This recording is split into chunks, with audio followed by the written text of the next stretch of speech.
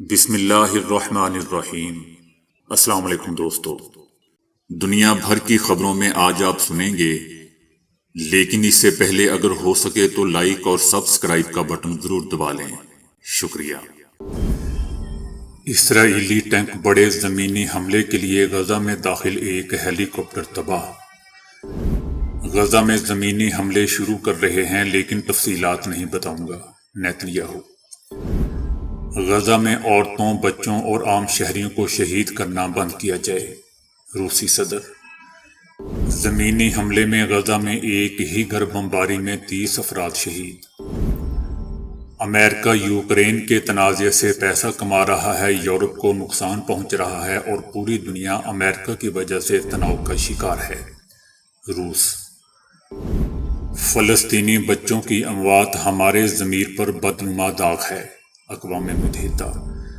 خوفزدہ صہیونی افواج نفسیاتی بیماریوں میں مبتلا، آرمی ڈاکٹرز میدان چھوڑ کر بھاگ گئے۔ حماس کے اسرائیلی فوجی چھاؤنی پر راکٹ حملے، عمارت مکمل تباہ۔ بطور یہودی ہم فلسطینی حکومت کے تحت زیادہ محفوظ رہیں گے، یہودی مذہبی رہنما۔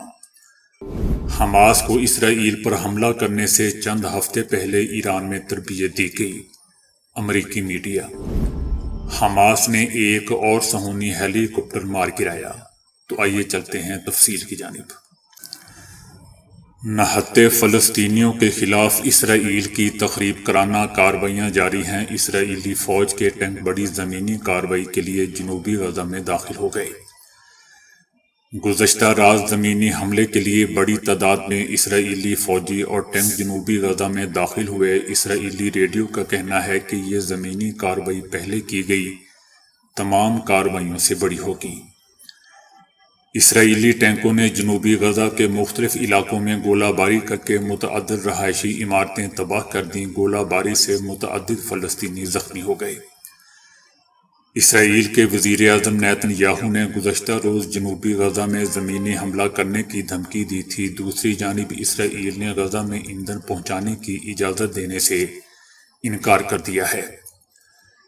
ایندھن کی کمی اور بجلی کی عدم فراہمی کے باعث صحت کا نظام مکمل طور پر تباہ ہو چکا ہے اور ہسپتالوں میں کام رک چکا ہے۔ اسرائیل کے غزہ پر حملوں میں اب تک 2,700 سے زائد بچوں سمیت 6,500 فلسطینی شہید اور 17,000 زخمی ہو چکے ہیں۔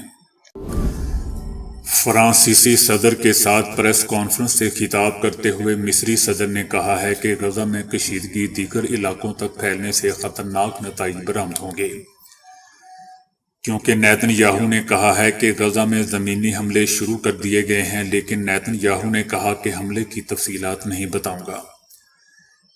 اسرائیلی وزیر اعظم نے کہا کہ یرغمالیوں کو واپس لانے کے لیے ہر ممکن اقدامات کر رہے ہیں۔ انہوں نے کہا کہ زمینی حملے کا وقت اتفاق رائے سے طے کیا ہے۔ غزہ کے شہریوں کو جنوب کی طرف چلے جانا چاہیے۔ مصری صدر نے خبردار کیا ہے کہ اسرائیل کے غزہ کی پٹی پر زمینی حملے سے دونوں جانب مزید جانی نقصان ہوگا۔ مصری صدر نے کہا کہ غزہ میں کشیدگی دیگر علاقوں تک پھیلنے تک خطرناک نتائج برآمد ہو سکتے ہیں۔ غزہ کے ہسپتال غیر فعال، صحت کا نظام مکمل طور پر تباہ ہو چکا ہے۔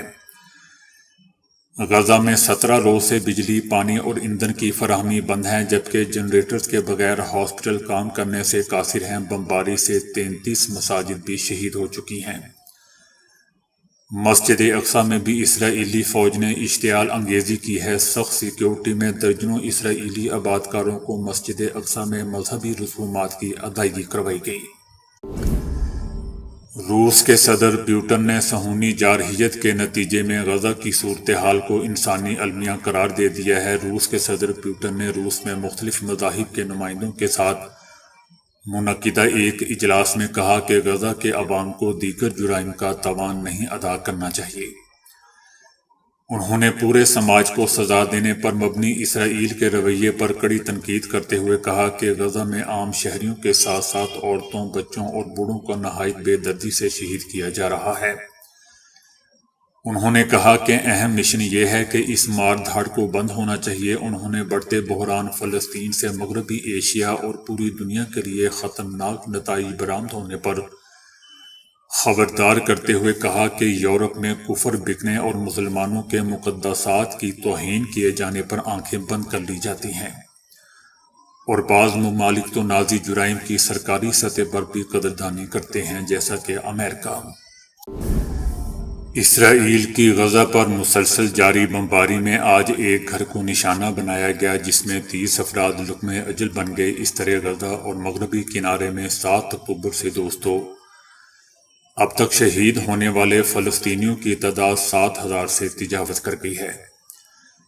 اسرائیلی فوج کے ٹینکوں نے خان یونس میں ایک گھر کو نشانہ بنایا۔ وحشیانہ بمباری میں گھر مکمل طور پر مسمار ہو گیا اور درجنوں افراد ملبے تلے دب گئے۔ اسرائیلی فوج نے دعویٰ کیا ہے کہ یہ عمارت حماس کے زیر استعمال تھی۔ عمارت کے ملبے تلے اب تک 30 افراد کی باڈیز نکالی جا چکی ہیں، جن میں خواتین اور بچے بھی شامل ہیں۔ عمارت کے ملبے میں اب بھی درجن سے زائد افراد دبے ہوئے ہیں۔ گزشتہ 24 گھنٹوں کے دوران مزید غزہ کے 15 ہسپتالوں کو مجبوراً بند کرنا پڑا ہے، جبکہ ہزاروں آپریشن بھی ملتوی کر دیے گئے ہیں۔ دوسری جانب اقوام متحدہ نے خبردار کیا ہے کہ اسرائیلی ناکہ بندی کے باعث غزہ میں فیول کی قلت کا سامنا ہے، اور اب صرف ہسپتال میں ایمرجنسی کے استعمال کے لیے بچا ہے۔ اقوام متحدہ نے ناکہ بندی کھولنے کا مطالبہ کرتے ہوئے کہا کہ اگر ایسا نہ کیا گیا تو ہاسپٹل بند ہو جائیں گے۔ اقوام متحدہ کے مطابق ایندھن کی عدم موجودگی کی وجہ سے غزہ میں 1/3 ہاسپٹل بند ہو چکے ہیں۔ گزشتہ روز اسرائیل نے ایک بار پھر غزہ کے شمالی علاقوں سے انخلاء کے لیے الٹیمیٹم دیتے ہوئے کہا کہ جو شہری جنوبی غزہ منتقل نہیں ہوئے انہیں حماس کا حامی سمجھا جائے گا۔ اسرائیلی فوج نے دھمکی دی ہے کہ شمالی غزہ میں الٹیمیٹم کے بعد بھی رہ جانے والے فلسطینی شہریوں کو بھی نشانہ بنایا جائے گا۔ شہری حماس کے لیے انسانی ڈھال نہ بنے۔ روس نے کہا ہے کہ ہم سرحدی علاقوں میں نیٹو کی موجودگی میں توسیع کا مقابلہ کرنے کے لیے فوجی اقدامات عمل میں لا رہے ہیں۔ دنیا اور روس کے اطراف کی صورتحال بدستور کشیدہ ہے۔ روس کے پڑوسی ملکوں میں بھی نیٹو مسلسل اپنی فوجی موجودگی کو تقویت دے رہا ہے۔ روس اگلے سال ایک اور فوجی یونٹ 7 ڈویژن 19 بریگیڈ 49 ریجیمنٹ اور ایک چھوٹا بیڑا بنانے کا ارادہ رکھتا ہے۔ روس نے اس سے پہلے یوکرین جنگ کے ممکنہ تیسری عالمی جنگ میں تبدیل ہونے کی بابت خبردار کیا تھا۔ یوکرین کا تنازعہ دوستو ایک عالمی مسئلہ ہے، اور امریکہ یوکرین کے تنازع سے پیسہ کما رہا ہے، یورپ کو نقصان پہنچ رہا ہے، اور امریکہ کی وجہ سے پوری دنیا تناؤ کا شکار ہے۔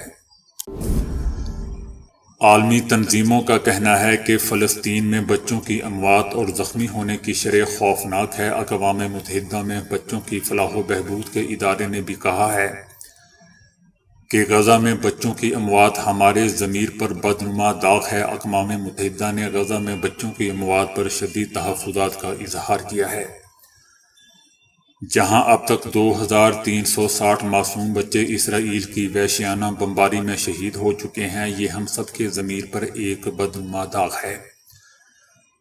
بچوں کی اموات اور زخمی ہونے کی شرح خوفناک ہے۔ اگر کشیدگی کا خاتمہ نہیں ہوتا اور انسانی امداد نہیں پہنچائی جاتی تو ہمارے اوپر یہ داغ بدنما ہوتا جائے گا، ایسا دوستو اقوام متحدہ کا کہنا ہے۔ صہیونی حکومت کی وزارت صحت نے کہا ہے کہ ہمیں ڈاکٹروں کے جنگی علاقوں میں خدمات سر انجام نہ دینے اور پناہ گاہوں میں ڈاکٹرز کے چھپ جانے کے بحران کا سامنا ہے۔ حماس کے طوفان الاقصی آپریشن شروع ہونے کے بعد صہیونیوں میں خوف و ہراس پھیل گیا ہے اور وہ مختلف نفسیاتی بیماریوں میں مبتلا ہو چکے ہیں۔ صہیونی حکومت نے مقبوضہ فلسطینی سرزمین میں نفسیاتی بیماریوں کے پھیلاؤ کی روک تھام کے لیے بہت زیادہ تعداد میں نیورولوجسٹ اور ماہرین نفسیات کی خدمات حاصل کر لی ہیں۔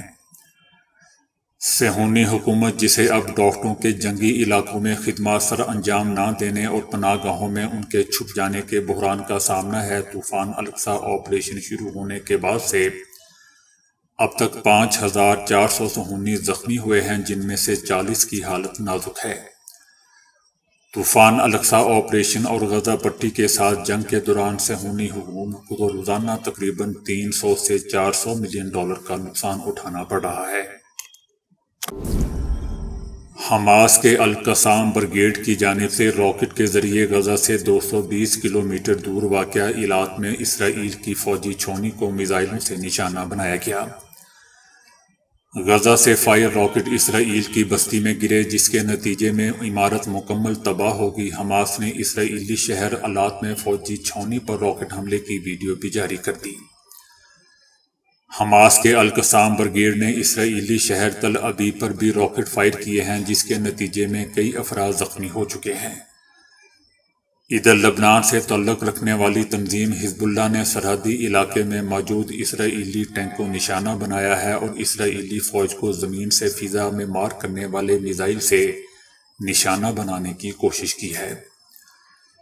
اسرائیل طیاروں نے بھی لبنان میں اہداف کو نشانہ بنایا ہے، جس دوران ایک دکان کو آگ لگ گئی۔ اسرائیلی طیاروں نے شام پر بھی بمباری کی ہے، جس کے نتیجے میں 8 شامی فوجی بھی شہید ہو گئے۔ اسرائیل دوستو چاروں طرف سے گر چکا ہے، جلد بہت جلد اپنی آخری سانسیں لینے لگے گا۔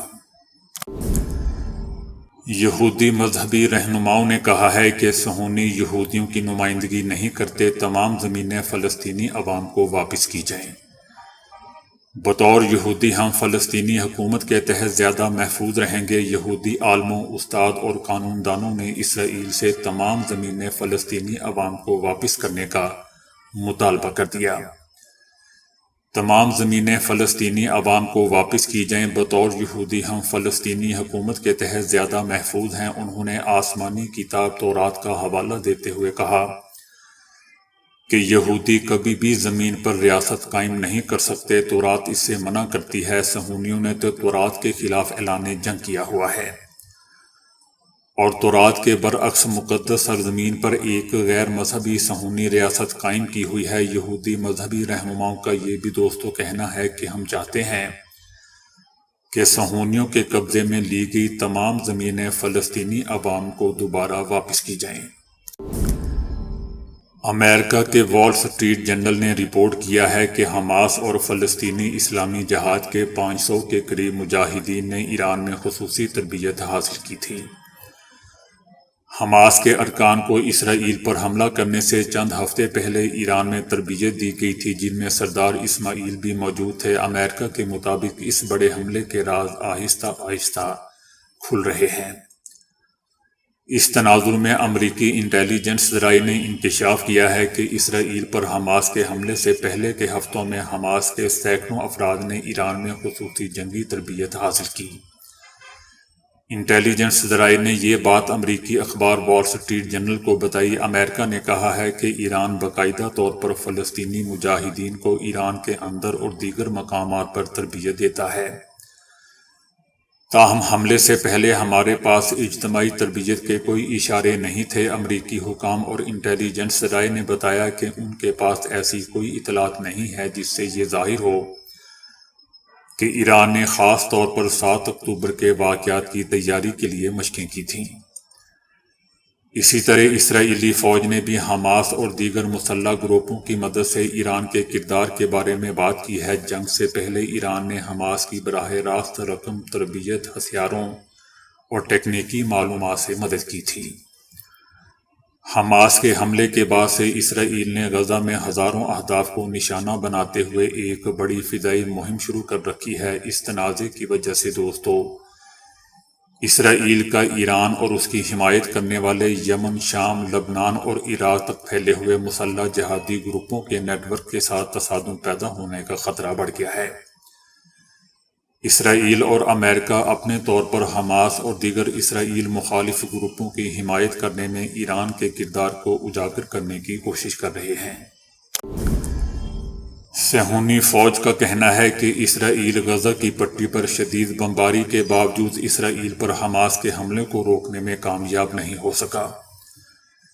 حماس کے عسکری ونگ القصام بریگیڈ نے ایک اسرائیلی ہیلی کاپٹر کو مار گرانے کی خبر دی ہے۔ یہ ہیلی کاپٹر البریج کیمپ پر پرواز کر رہا تھا۔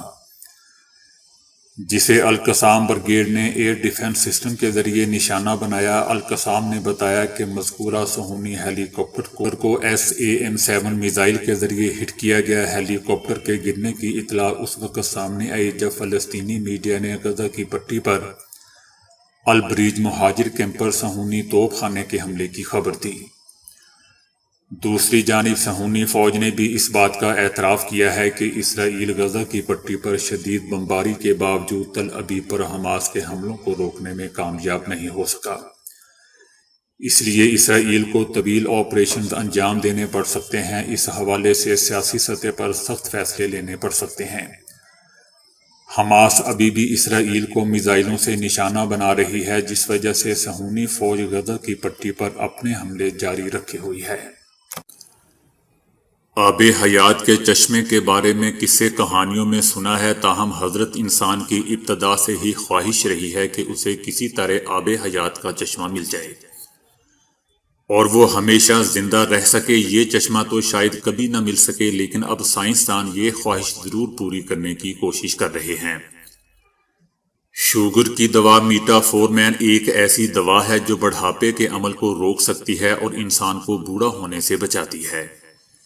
اس وقت اس دوا کے تجربات جاری ہیں اور ابھی کئی ٹرائلز کرنے باقی ہیں، تبھی اسے اینٹی ایجنگ دوا کے طور پر لوگوں کو دیا جا سکے گا۔